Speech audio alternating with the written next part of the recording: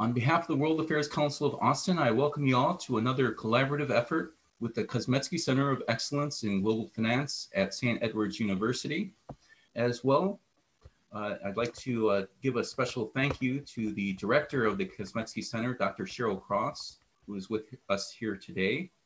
And in addition to several members of the community, we have Professor Muhammad's International Marketing Group here as well. Our main topic today, U.S.-China relations, is of particular interest, and we're really pleased to have the speaker with us, who is the president and CEO of the new George Herbert Walker Bush Foundation for U.S.-China relations. He was the founding executive director of the University of Texas's China Public Policy Center. Prior to that, he had served as senior vice president and Perot Fellow at the New York City-based East-West Institute, where he led the Institute's Track 2 diplomacy work in the areas of U.S.-China relations, East Asian security, and U.S.-Russia relations.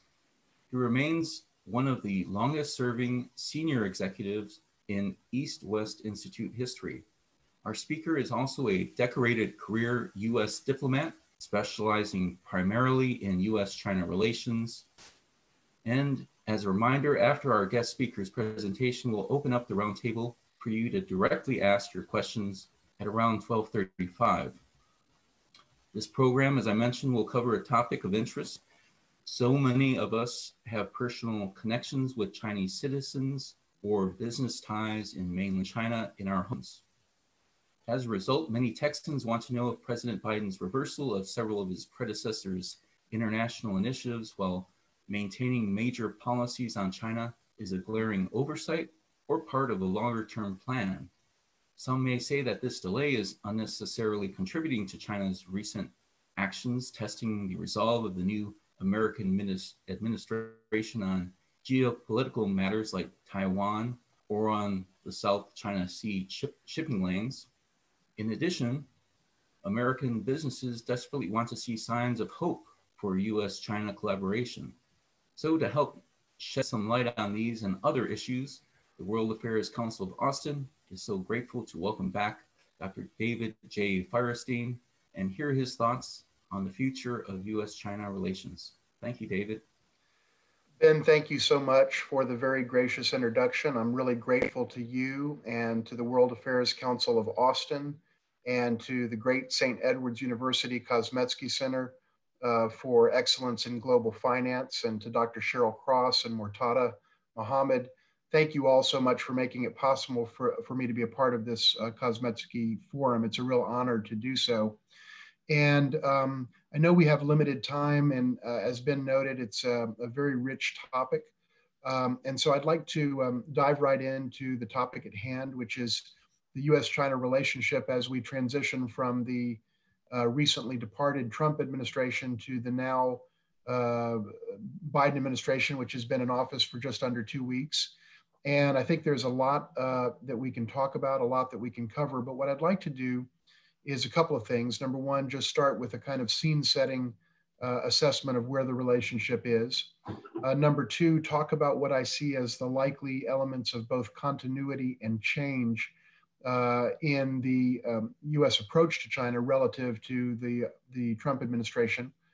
And third, to maybe touch briefly on a couple of specific issues and necessarily not dwell at length, but at least to touch on where I think a couple of the changes may manifest themselves. And then finally, just to offer some concluding thoughts. And again, as Ben noted, I very much look forward to leaving a good amount of time in basically the second half of our session for questions and for comments from those who are taking part in this event. So first of all, let me just say a couple of words about where the relationship is. I think it's certainly no surprise to anyone that's followed the news in the last several years that the U.S.-China relationship is now at a modern era low point, a low water mark, I think, across the board. We have certainly seen ups and downs in the U.S.-China relationship over the 42 years subsequent to the normalization of diplomatic relations that occurred in January 1979. under President Carter. And there's been some good times, there's been some tough times, but we have never seen a period in which across the board, the US-China relationship was as strained or turbulent as it is today, 4 years after President Trump took office. And some of the origins of the difficulties in the relationship today predate the Trump presidency, but certainly over the last 4 years, we have seen a real and very dramatic deterioration in the relationship, the likes of which we really have never seen subsequent to normalization 42 years ago. So that's where things stand. And a number of issues that we can touch on here and talk about in the Q&A session have driven that, issues like COVID-19, the topic of Hong Kong, trade and technology, military and security issues, issues around what's sometimes referred to as Chinese, quote, influence operations, and also human rights, which has become a very pronounced issue once again. And much could be said about all these topics. That being said, let me just make a couple of points about where I see, kind of from a thematic or a conceptual standpoint, before maybe touching on a few of the specific issues, where I think we're going to see some continuity between the Trump administration and the Biden administration, and where I think we will see some elements of departure in terms of the new Biden administration. So let me start with the continuity piece. I think there are 4 things that I would highlight, probably not the only things that could be noted, but kind of 4 major elements here. Number one is the idea that that was very much a part of the Trump mindset, the Trump administration mindset about China. And that is the idea that whatever it was that the United States was doing in years past relative to China, it just wasn't working very well for the United States. So there's a sense that the old way, which enjoyed bipartisan support, Republican presidents, Democratic presidents, Republican and Democratic Congresses, supported the approach that we had for about nearly 40 years. But there was a sense at the outset of the Trump administration that I think will remain with the Biden administration, that whatever it was that we were doing just doesn't work that well or yield optimal results for the United States. And I think that basic mindset is going to represent one area of continuity between the Trump administration and the current Biden administration. The second point that I would note is on the issue of reciprocity. I think there has long been an emerging consensus in the United States that the relationship between the United States and China has not been particularly reciprocal, especially when it comes to the trade and investment relationship. And I think there's no question but that that perception of a lack of symmetry or reciprocity is an accurate perception. In fact, it hasn't been a reciprocal relationship. And the simplest and most obvious way to put that is to simply observe that the US has always been historically far more open to Chinese goods and services entering into our market than China has relative to US goods and services entering into the Chinese market. Yes, there's been a very substantial volume of two-way trade. And yes, US exports to China have grown pretty steadily in recent years. But nevertheless, it is also true that China has just generally not been as open to our goods and services as we have been to theirs. That lack of reciprocity in the trade relationship, but also extending into other areas, has kind of generated a kind of boiling point phenomenon in the American mindset about China. And over some period of years, predating Trump, but also certainly rising to a crescendo during the Trump administration, we now see a consensus in the United States, certainly during the Trump years and extending into the Biden administration, that we need to, from an American vantage point, generate a much greater level of reciprocity in the relationship with China overall. So that is a very important element of commonality or continuity between the Trump administration and the Biden administration. The third element of continuity that I would note is that whereas the Trump administration regarded China as a formidable competitor to the United States, and that's probably putting it mildly, come back to that point in just a moment, it certainly did regard China as being really an existential competitive threat to the United States. I think that notion of China as, quote, existential competitive threat or formidable competitor to the United States will remain part of and a core element of the Biden administration's thinking about China. Now, there's an important nuance here that I'll go into in a minute when I talk about the divergence of the Biden administration mindset relative to that of the Trump administration. But it is fair to say that both the Trump administration and now the Biden administration see China as a formidable competitor in the case of the Trump administration at a minimum, but certainly in the case of the Biden administration, that competitive framing continues on, and that remains a source of continuity as well. Finally, just for purposes here, and again, this is not an exhaustive list, but these are some of the key elements that I want to flag. The fourth element of continuity that I see is in the legislative and regulatory framework that we now see governing so much of U.S. interaction with China and U.S. engagement with China. A large number of laws changed during the 4 years of the Trump administration, passed by oftentimes definitely bipartisan and in some cases unanimous, literally unanimous congressional majorities. Some cases 535-0 in the two chambers, and in many other cases by very, very strong bipartisan majorities. Legislation changed. It in a number of different ways became somewhat more restrictive and tighter around China than it had been, as well as around other countries. But here we're talking about China, and a lot of the impact has been borne by China. And so we saw changes to such legislation as the Committee on Foreign Investment in the United States, which is the interagency U.S. government federal entity that reviews incoming foreign investment for potential security concerns, national security concerns. There was legislation called the Foreign Investment Risk Review Modernization Act, or FIRRMA, or FIRMA, that passed that tightened scrutiny around foreign investment. And although it affects everyone, it probably has had a disproportionate effect on Chinese inbound investment into this country. That's one example, and there are others, including the Export Control Reform Act, or ECRA, or ECRA, and many other pieces of legislation. By the same token, the President of the United States during the past 4 years, President Trump, issued many different executive orders and presidential level directives that also changed the relationship in a number of very significant ways. The point that I'm making here is that I think most of those laws, probably all of the laws, and most of the executive orders will remain in place for the foreseeable future in the Biden administration.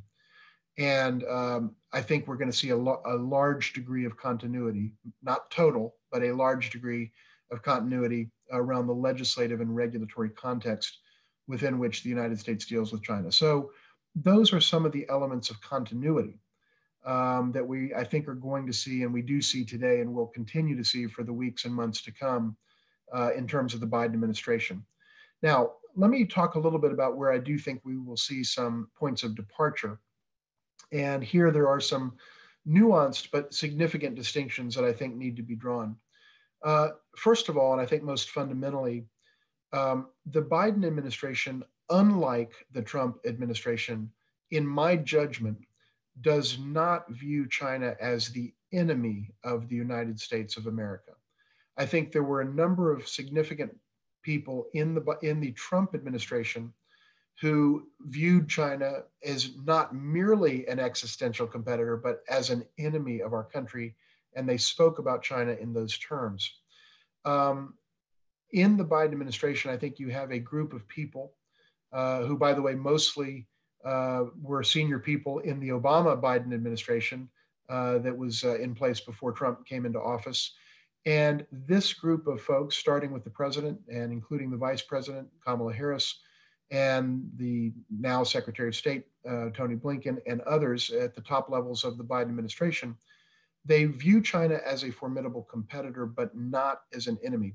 I would cite one particular piece of data that supports this assessment on my part, and that is that when then Secretary of State designate Tony Blinken was testifying in his confirmation hearings just not too many days ago, basically last week or so, a week or so ago, Tony Blinken stated that he regards China as, and I'm paraphrasing here, as a competitor, and to use his words, China is a country that we need to, quote, outcompete.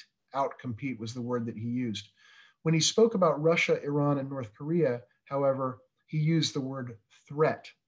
And so there was a rhetorical distinction in the same paragraph of his opening statement that I think signals and lends evidence to the assertion that I've made that the incoming administration is not using the same language about China, but that's because they're not fundamentally thinking about China in the way that the Trump administration did. So that's an important distinction. As I often say, it may seem like a semantic distinction, but an enemy in the end is a country that you fight a war with, whereas a competitor is a country that you compete with, and there is a big difference between those two. So that's the first point that I would make. The second area of distinction, I think, or point of departure, is whereas the Trump administration approached China through a fundamentally ideological prism, and basically the notion of, quote, America first and, quote, make America great again. And that was the ideological framework through which the Trump administration looked at the world and America, but also specifically looked at China. The Biden administration, in contrast, is not coming at China from an ideological perspective. They're coming at China from the standpoint of how do we actually advance the interests of the United States? Now, it may seem implausible that I can make the distinction that I'm making. In other words, it may seem implausible that we had a president for 4 years that didn't actually worry too much about American interests, but actually worried more about ideology. But let me just give you one data point to substantiate the point that I'm making. And that is that the Trump administration, President Trump personally himself, became an incredible advocate for tariffs, for the use of tariffs to try to, in essence, level the playing field with China, reduce the U.S. Merchandise trade deficit with China, and so on.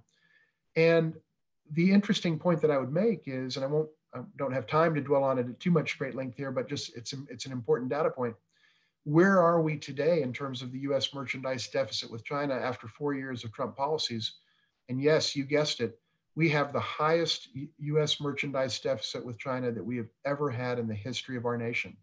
The highest average annual U.S. merchandise deficit with China of any presidency in the history of America. That is the data. That's the data from the Trump administration. And in fact, to be more specific, and the December numbers are still coming in, and they'll come in actually in a few days. But even without that 48th month of the 4 years, we know approximately what it is. I can tell you the Trump administration's average annual merchandise deficit with China was 10% higher than the next highest president. So here's my point, that it wasn't about the bottom line impact to the United States, because if it were about that, the past administration would not have adopted tariffs, because tariffs hurt our country very badly, as many of you know. It was about ideology. It wasn't about interests. And this is where we're going to see a difference in the way the Biden administration thinks about policy and calibrates policy and makes decisions.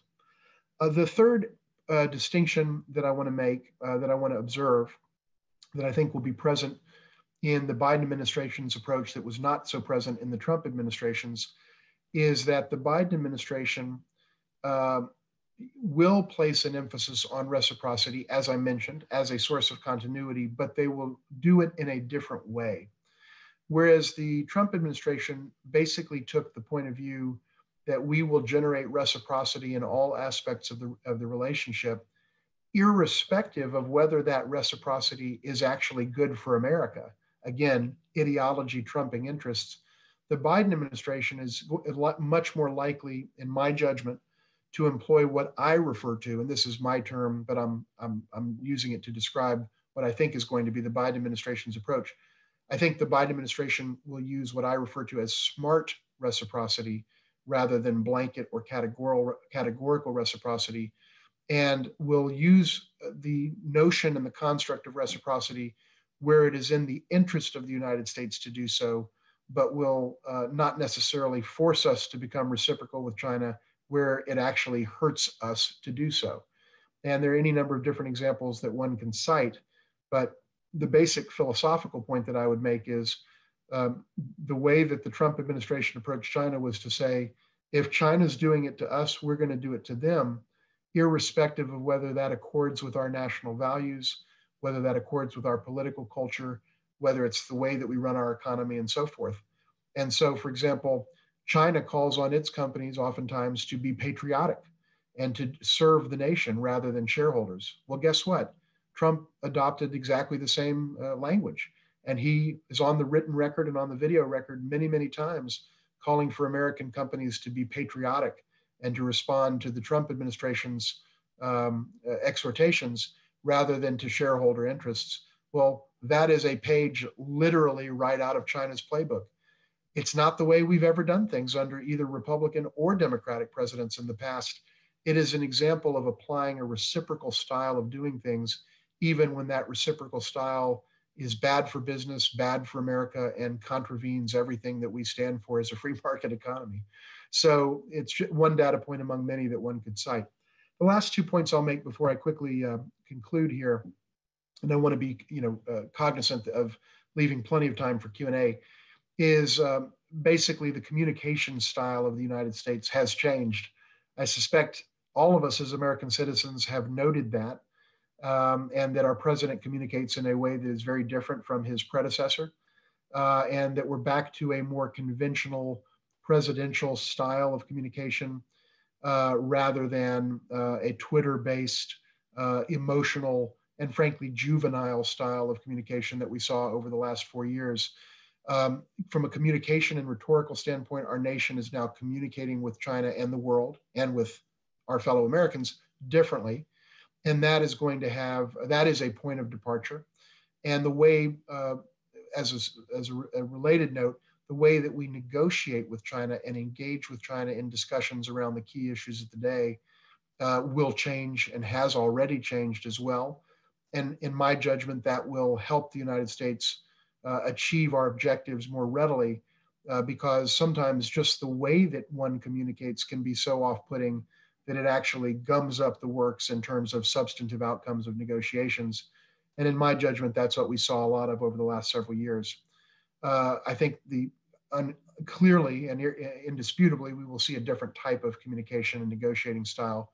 Whether one agrees or disagrees with the policies of President Biden, the style will be different. There's no disputing that.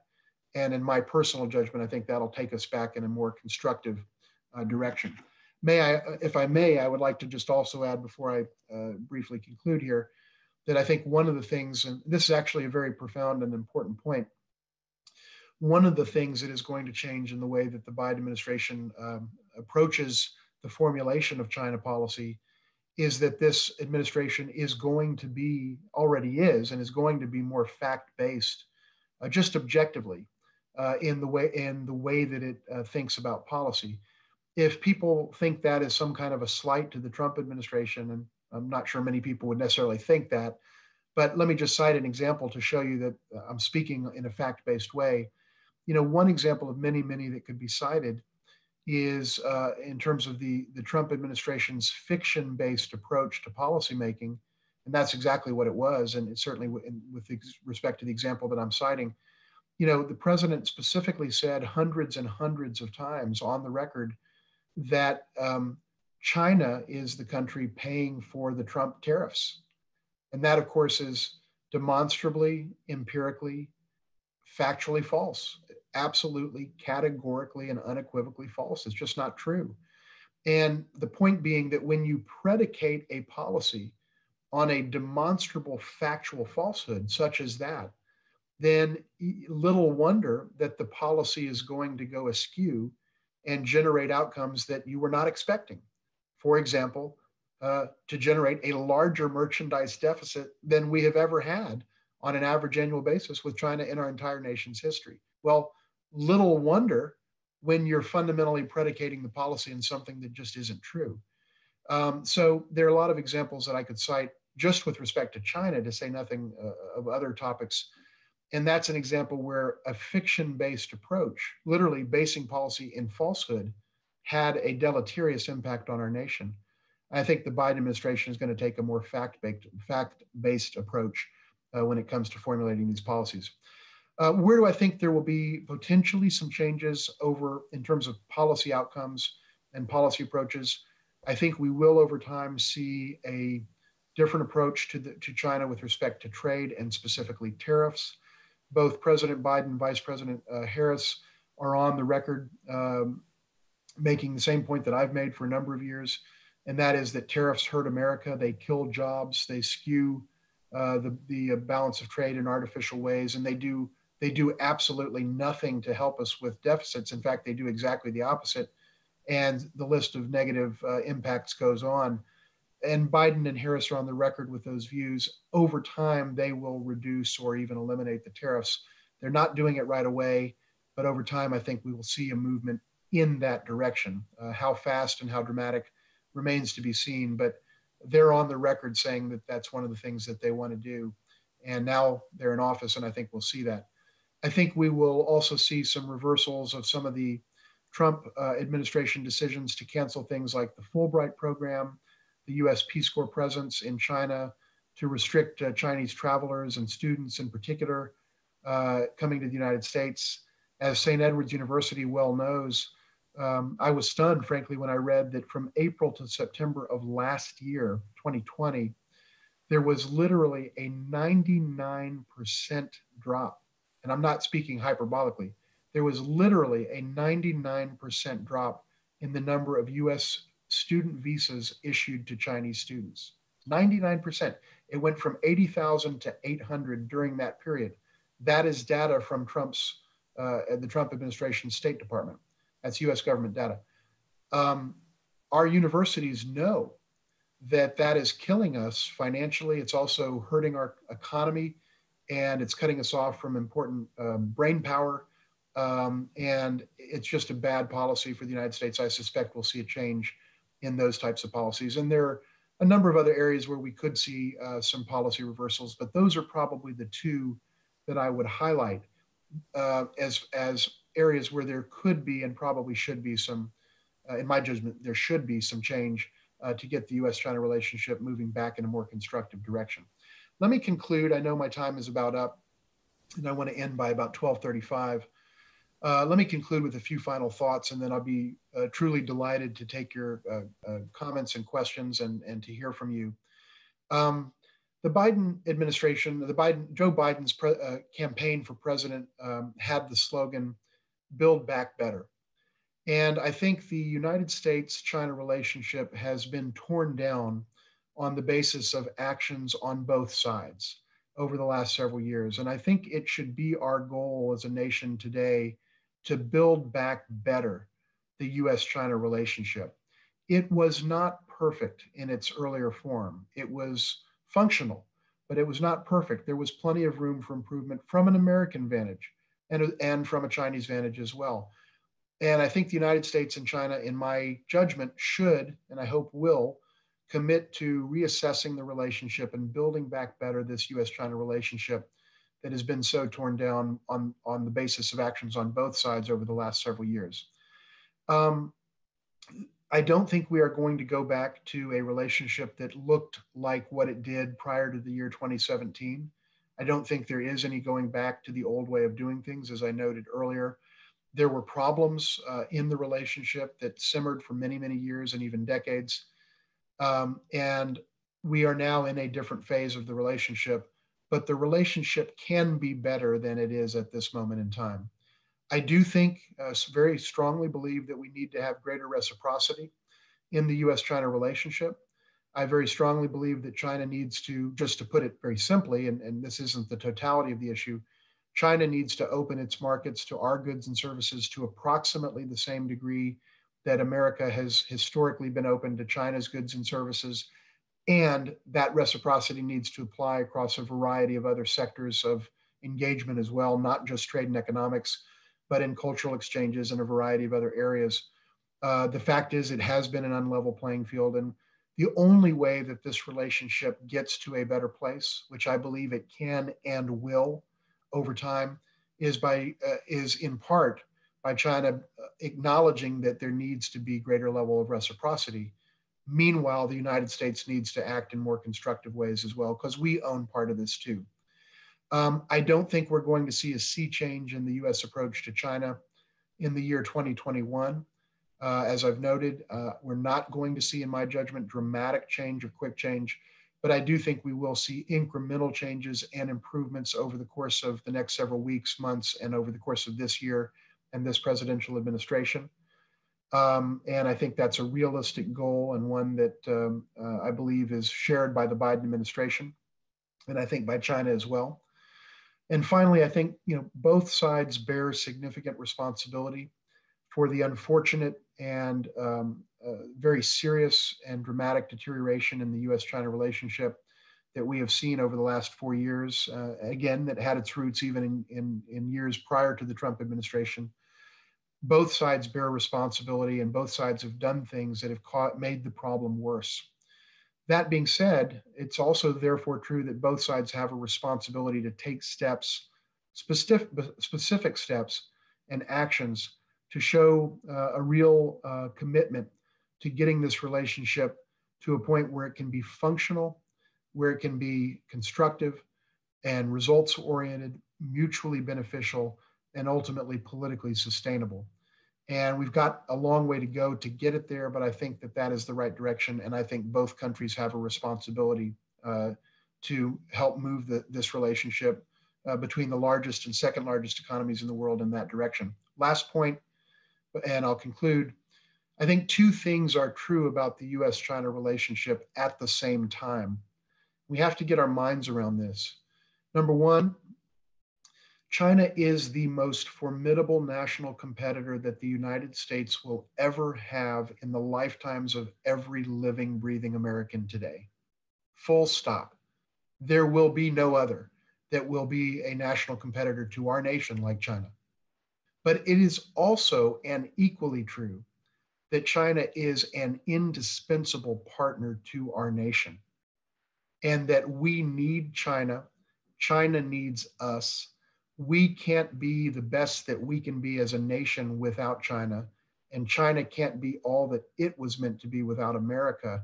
And whether we like it or not, we need each other, and we have to get this relationship right, because the consequences of getting it wrong are unpleasant and far-reaching. When we recognize the essential truth of both of these statements at the same time, as I believe China does, we will calibrate this relationship correctly, and we will get this relationship moving back in the right direction again, and in a way that is good for America, for China, and the world. And with that, I want to thank everyone for this opportunity, and I look forward to your questions and your comments. Thank you very much. Thank you so much, David. And building on those comments related to policy, China understands U.S. policy is crafted for short-term objectives. How important is it for U.S. citizens to understand that China plans long-term? And is this, to build on your comments, why you think Biden is continuing some of the disruptive policies from the past administration? Well, Ben, it's a great question. And let me say a couple of things. One, I totally agree with you that China does think in many ways much more strategically than the United States for a variety of reasons. They do think longer term. I know that's almost a cliche thing to say about China, but it happens to have the virtue of being true. And China is looking at where this relationship is going 50 and 100 years from now. And we're worried about the next tweet. And we're worried about, what's going to be on Hannity, tonight on Fox News. And it is just a different mindset. It is a different way of looking at the relationship, and it's a different set of metrics. And so we need to recognize, quite frankly, that there is a kind of planning horizon and strategic horizon gap in the way that our two countries approach things. And it works against us in a number of ways. But let me make one point about that relates to our foundation's namesake. Again, I worked for the George H.W. Bush Foundation for U.S.-China Relations, and George H.W. Bush was a visionary about the U.S.-China relationship. He's the only U.S. president who had actually lived in China and really knew Chinese people at a deep level of relationship prior to entering the Oval Office of our nation. And he understood that the U.S., as President Nixon did for his part, in fairness to President Nixon in the 1970s, President George H.W. Bush understood that the U.S.-China relationship is about the long game. It's not about where are we today or tomorrow or next quarter. It's about where are we in 100 years. And whether one agreed or disagreed or agrees or disagrees with George H.W. Bush's mindset, and I certainly embrace it fully and think he got it absolutely right. Whether one agrees or disagrees, the fact is George H.W. Bush was thinking about the long-term play. And I think that today we are seeing a short-term, or at least certainly over the last several years, we're seeing a much shorter-term thinking, which I think is hurting our country. Ben, to your question about the issue of, when will we see change or why aren't we seeing dramatic change yet? And we're not. Although the framing and the language is different, as I mentioned, including in the Senate testimony of Mr. Blinken, now the Secretary of State, and I noted that. But that being said, the policies really haven't changed. Why is that? And I think the answer to that is actually very simple. Very candidly, I think the Biden administration, like any U.S. administration, is very, very concerned about the politics and the optics around China in the context of our immensely charged politics of China in the United States today. And there's just no upside politically, for good or ill. There's a perception on the part of our political leadership of both parties, and now of President Biden and Vice President Harris and their administration. There's just a sense that there is absolutely no upside to appearing to be soft on China, quote unquote. And so there's a huge amount of caution, even when the right thing to do is obvious. And I'll just make one point to make an intellectual point. From the standpoint of you, and I'll stop here and have other questions come in, but one last thing here. From the standpoint of the US interest, if what we care about is the US interest, if what we care about is deficits, if what we care about is jobs, if what we care about is manufacturing, if what we care about is agricultural surplus that under Trump turned into, for the first time in 25 years, an agricultural deficit, if that's what we care about, if those things are what we care about, the right thing for a US president to do would be to unilaterally terminate all tariffs on incoming Chinese goods right now, today. Because by doing that, irrespective of what China does, we actually would be serving our country well and helping our workers, our farmers, our ranchers, our businesses, and our shareholders. Now, will any president ever do that? Absolutely not, because of the notion of, well, you're giving something away for nothing. But if one were to come at this from a purely clinical point of view, there's no question, empirically, mathematically, there's no question that that would be the smart play. By the way, that would generate Chinese reciprocal action on all their tariffs, and that too would help the United States, because they'd get rid of all their tariffs the second that we got rid of all of ours. But even if they didn't, we would still be better off. These are the things that a think tank guy like I can say, because I'm not having to respond to political pressures, but people in political office know that is true. They know that's true, but they can't say it because they don't want to be seen as, quote, soft on China. These are the reasons why the Biden administration is being cautious, even though they know that these policies, certainly with respect to trade and tariffs, are 100% categorical failures from the standpoint of the United States. But over time, I think they will make adjustments, and that's what I certainly hope we'll see. And going to that and exploring a little bit more this idea of reciprocity for tariffs, Tom Ortman with the Voltabox is asking in the comments here, how do we reach a good level of reciprocity, especially on forced technology transfer or forced joint ventures with Chinese corporations? Yeah, first of all, those are great questions. And let me just say one thing. In terms of reciprocity, I'd like to see us have reciprocity at the status quo ante level of tariffs. Get rid of the tariffs on both sides. Both nations will benefit from that. But above all, stated from an American perspective, we will benefit from that. And that's unequivocal. And the data shows what it shows. I mean, the numbers don't lie. On the issue of forced technology transfer and joint venture arrangements, China, I think, understands that those practices are very problematic. And they are, right? We all understand that that is part of the unlevel playing field that we've had to deal with for decades with China. And the United States didn't push very hard on it for a variety of, I think, reasonable reasons over the period of the last 2 or 3 decades. But those issues have come into focus now and I think are rightly on the agenda from a US perspective. And I believe China understands it needs to make changes and is willing to make changes in these areas. It has announced some policies that liberalize some of these restrictions, at least in certain sectors, in terms of allowing now for majority foreign ownership, in terms of allowing for moving away from the so-called forced technology transfer. Let's also acknowledge the transfer was not forced, it was voluntary. US companies made the decision to transfer that technology because they thought it was in their best interest to do so. It's true, if they didn't share the technology, they couldn't get into the market, but no one forced them to do it. No one could possibly force them to do it. They made the decision because they believed it was in their best interest. That all being said, it's a problematic approach on China's part. It's not how we do things. It's, in my judgment, not how China should do things.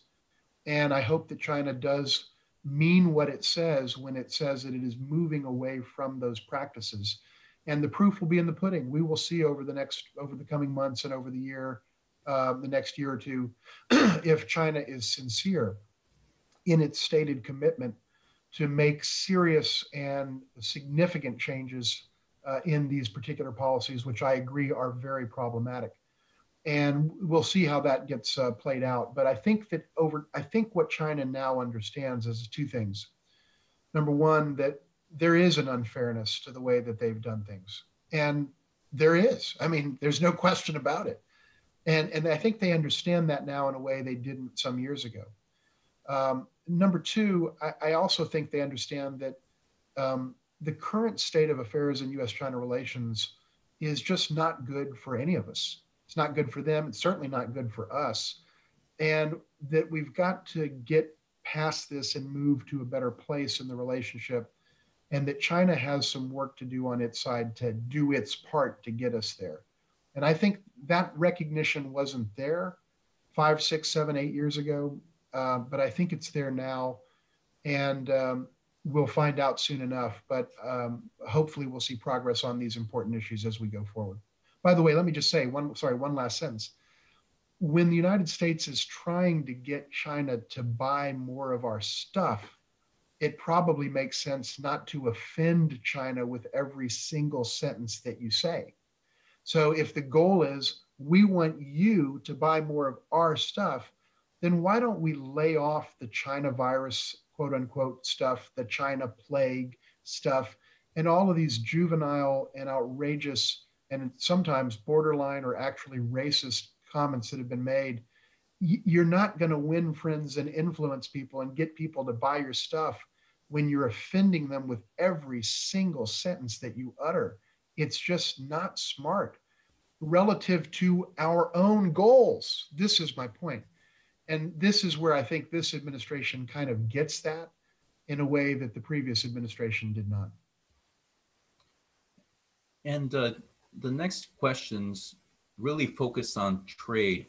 Donovan Jacinto is asking about trading blocs like ASEAN and the BRICS influencing future relations. And Tom Ortman also had a question about reviving of the Trans-Pacific Partnership. And do you see any interest from China in moving us to these types of initiatives? Well, it's a great question, and I think, as folks know, and as was referenced in the question, the Trans-Pacific Partnership was a trade arrangement that the United States had been involved in, as I think people understand, and could have been one of the founding members of, and therefore could have really shaped the agreement some years ago. And President Obama and Republicans in Congress came together. In fact, over the objection of many Democrats in Congress, not all, but many, and actually made it possible for the United States to be a part of those TPP negotiations. And we're on the same side of the issue. Both sides wanted it, both President Obama and the Republicans in Congress. So it was a bipartisan idea. I, like many, and again, I'm a pro-business, pro-trade, pro-globalization person. Just that's where I come down philosophically on these issues. And that's where President George H.W. Bush came down. It used to be where the Republican Party came down, and many Democrats as well. But of course, the Republican Party has abandoned all of this, at least over the last 4 years. But I think it was a mistake to get out of TPP, as the Trump administration did. It certainly was the Trump administration's prerogative to do as it saw fit. It got out of it. And as a result, you now have an incredibly valuable and significant trade pact that doesn't have us in it, but that involves some of the most important countries in the world and the largest economies in the world and so on. I think that was a mistake. Can we get back into it? Theoretically, yes. This administration, the Biden administration, again, Biden having been vice president under President Obama, is philosophically of the view that TPP would be good for the United States. That said, years have passed, and the document and the agreement ended up in a place that was negotiated by others, not us, because we weren't at the table. And so we have to see what we can do to make it work. And is there a way to be a part of it and accept the tenets of it, et cetera, having not shaped it? But that's an open question, and I hope that we move back more in that direction. Another major trade pact was signed just about 2 months ago, also in the Asia Pacific region. This RCEP, or Regional Comprehensive Economic Partnership, a comparable trade pact, again involving major players, including ASEAN players, as you noted in the question, Ben. All of these are things we could have been involved in, but weren't, because the Trump administration simply didn't believe in multilateral engagement on trade issues. We now have an administration that I think buys into that more. And I think it would be good for our nation to get back into the negotiating room so that we can shape outcomes rather than merely respond passively to things that other nations are doing. I think that's in our interest. Thank you very much. And the next question comes from Tyler Johnson, who worked on Dell and lived in China, setting up the Dell operations there. What specifically might students, community leaders, and businesses do today to prepare for enhanced competition with China? Yeah. Well, first of all, let me say Tyler is a good friend, and I have a lot of respect for what he's done professionally, and I appreciate the question. So the point that I would make in broad terms is pretty simple. The one thing that we as a nation can control is us. We can't control China, however much some folks may wish to do so, or however desirable that may seem to be from the standpoint of many Americans in Washington or elsewhere. The fact is, our ability to control what China does is zero, none. We may have some marginal ability to shape outcomes here or there, but China is going to do what it is going to do. We can react to it. We in the United States can, quote, punish China for the sins that we perceive that China has committed, just as they can punish us for the sins that they believe we've committed. But the only thing we actually can control is us. And so I think what we fundamentally have to work on as a nation is getting our own house in order and upping our own ability to compete and to innovate and to do a better job protecting our own intellectual property.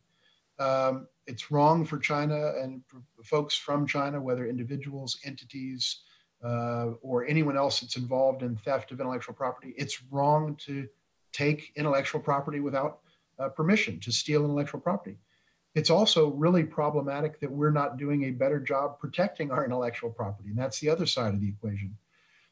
So I think what we need to do is focus on enhancing our capabilities, our national capabilities, our research and development, our governance, quite frankly. our ability to plan and think about the future. Look, just as a data point, China is investing 100 times more from reports that I've seen, 100 times more in quantum physics than we are as a nation. Is that China's fault? Are they wrong to do that? Should we blame China because they're putting in 100 times what we put into this critically important sector of the 22nd century economy? Well, that's one way to look at it. Another way to look at it is, why don't we do a better job ourselves in investing in the future?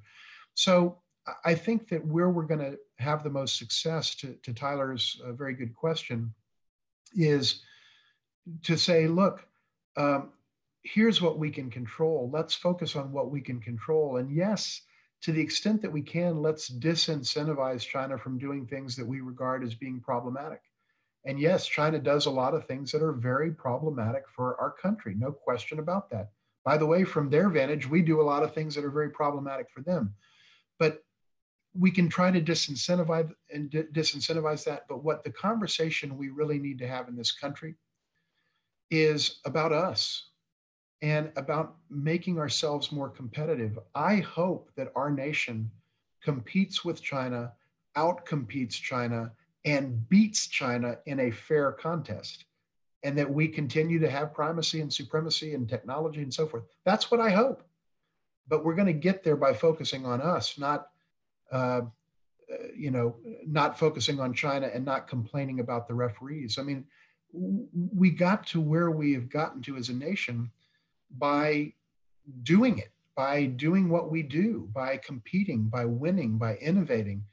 And now, the last 4 years at least, all we seem to do is complain to the refs instead of take care of business on the playing field. When we get back to that, that's when we're going to see the kind of results that we expect from our great nation.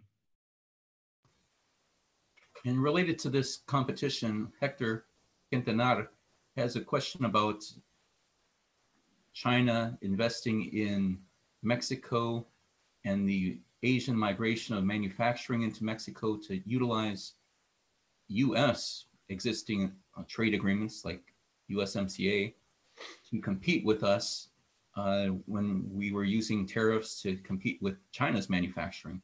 So if you could elaborate a little bit on that. Well, let me say a little bit about that, but let me pick up on the last point first, and that is, one data point. And I've been very prolific on the record for 3 years on the inefficacy of the Trump administration's chosen approach to the issue of the trade relationship with China. And let me just say, I think the Trump administration, like previous administrations, broadly correctly diagnosed the problem. Problem is they prescribed the wrong medication, or to put it a different way, they came up with a solution to the problem. The problem was that the solution ended up being worse than the problem. That's what happened. But the diagnosis was not incorrect. But here's the thing: the results ended up being horrible. With respect to manufacturing, Ben, which you just mentioned in the question, we've lost over 200,000 manufacturing jobs from January 20th, 2017 to January 20th, 2021. That's the data.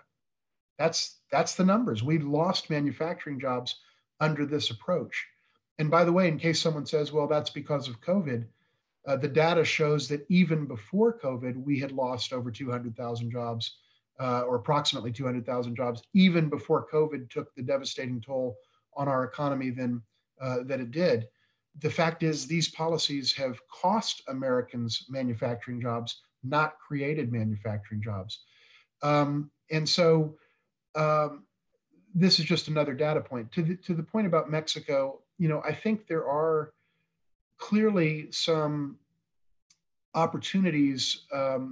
There's been a perception, certainly in China and other trading partners, that there are opportunities to kind of go into Mexico to become a player within the North American continent and within the context of the new NAFTA or the USMCA, the U.S.-Mexico-Canada Agreement, as it's now called, and to kind of come, if you will, within the tent and produce within North America and get around some of the tariff thresholds and tariff barriers.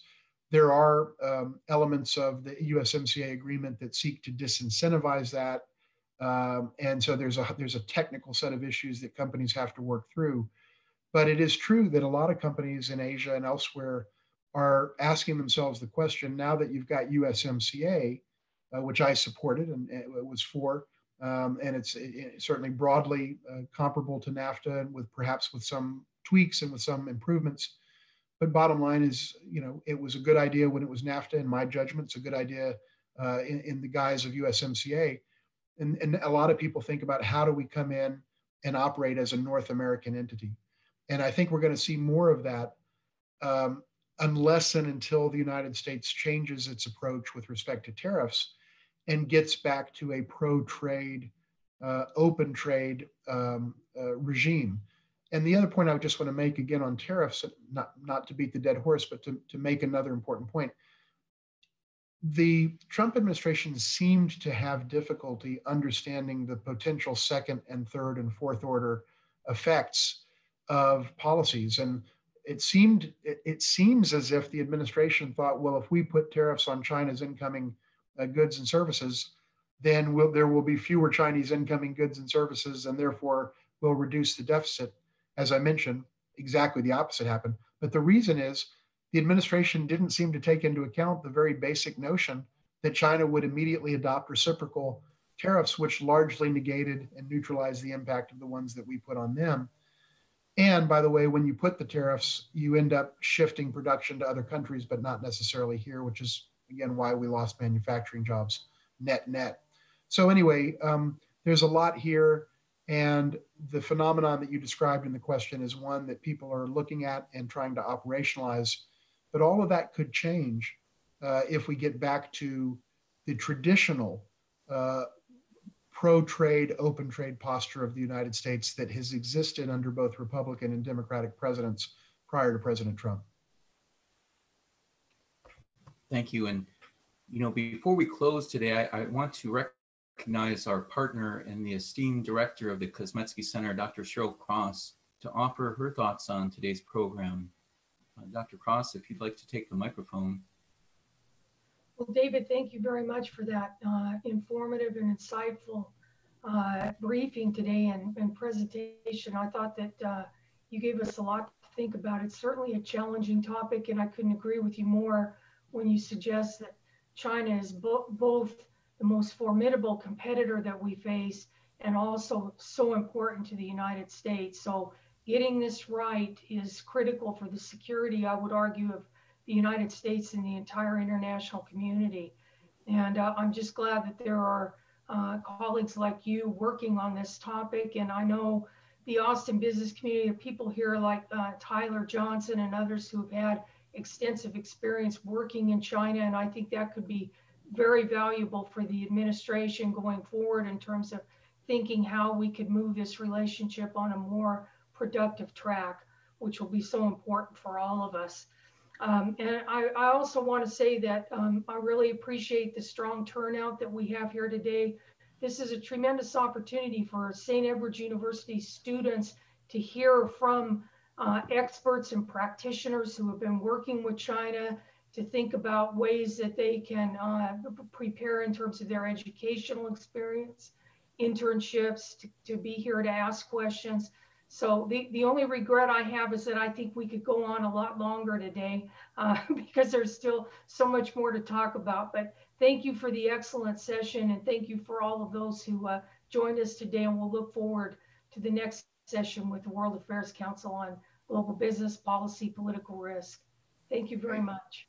David and Dr. Cross, I thank you both for today's program. I urge all of our attendees to keep an eye on the World Affairs Council's calendar of events for future Kozmetsky Center forums, as well as our monthly United Kingdom Fireside Chat series. The next one will feature the Consul General of Great Britain and a representative from WP Engine on Tuesday, February 16th. Also, the next monthly World Affairs Council's Globalist Coffee House discussion will be held on the evening of February 18th. So we hope to see you then. Enjoy the rest of your day.